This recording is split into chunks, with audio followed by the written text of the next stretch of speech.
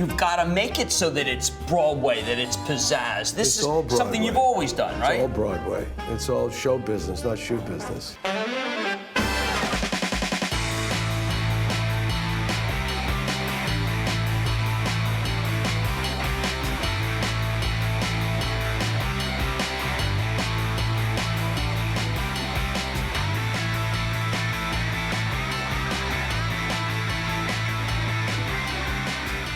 Time to circle back to one of the hottest footwear stocks out there. I'm talking about Cramer fave Skechers, SKX. That's the shoemaker with a tremendously popular product line, terrific marketing. Remember those great Demi Lovato ads? A rapidly growing retail business, 676 stores U.S., 700 overseas, slew of deserving awards for the best footwear around. Now, Skechers just reported last night, and the company shot the lights out, delivering inline earnings on record, higher than expected revenues that increased a staggering 26.4% year over year, rising gross margins, very strong international business, including places in Europe that no one else is selling anything.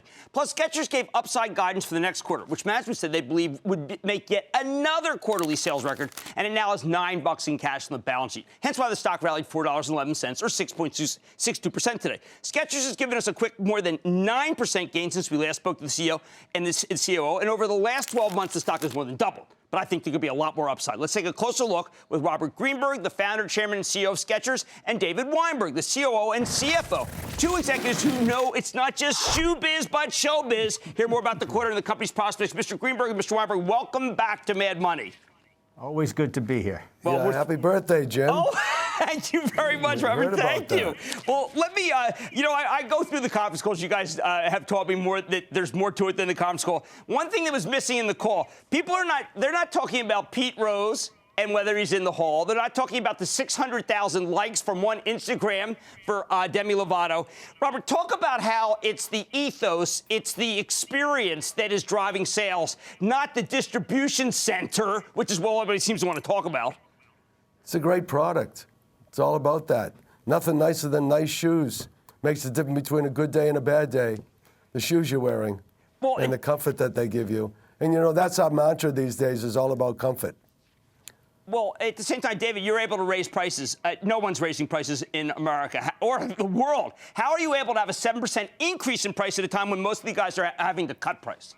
Well, in truth, some of that is mixed because we had more adult shoes, but kids is coming back. But the truth of the matter is when you innovate and you have technology and it's worth the price increase and you put it side by side with something that doesn't have that technology, it's easier to raise prices. Well, are you guys seeing it's almost like there's a major shift that is happening around the world. And I know you know this, Robert, that Nike has spent a huge amount of money trying to get me to look like I could be on the court with Durant.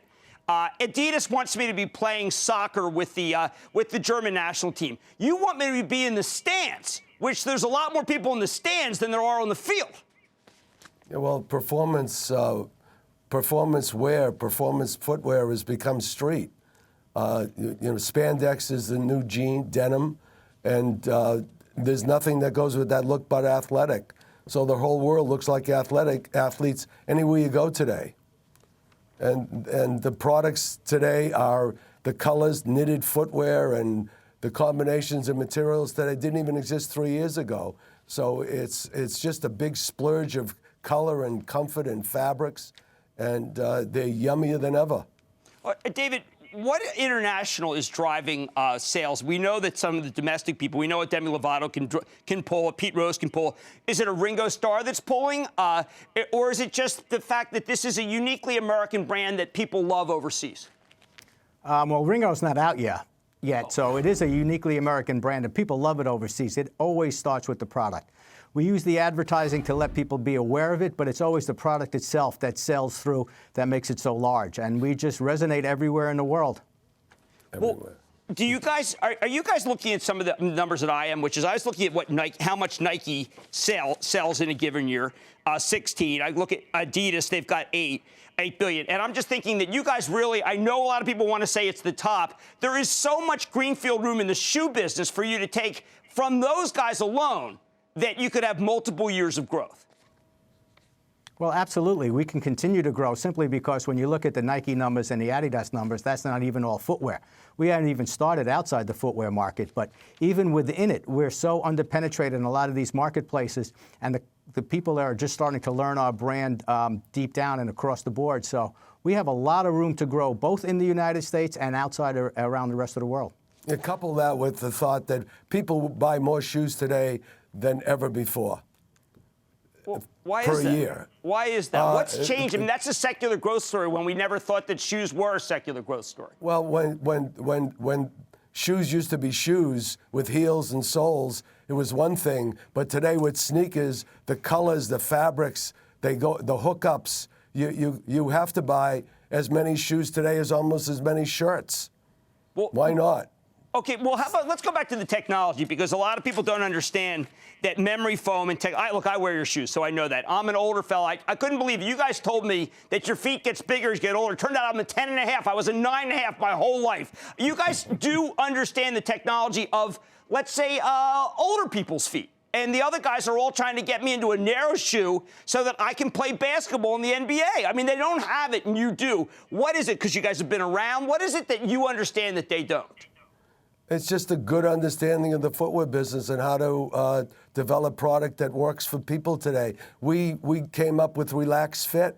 It's always only been in clothing and never in footwear. And that astonished me because, you know, as you get older, the front of your feet widen out, the toes start to splay, and nobody made a shoe for that. And that's why we have Ringo and Joe Montana and Pete Rose, and I'm telling everybody that we have this great product. You put them on, you never want to take them off.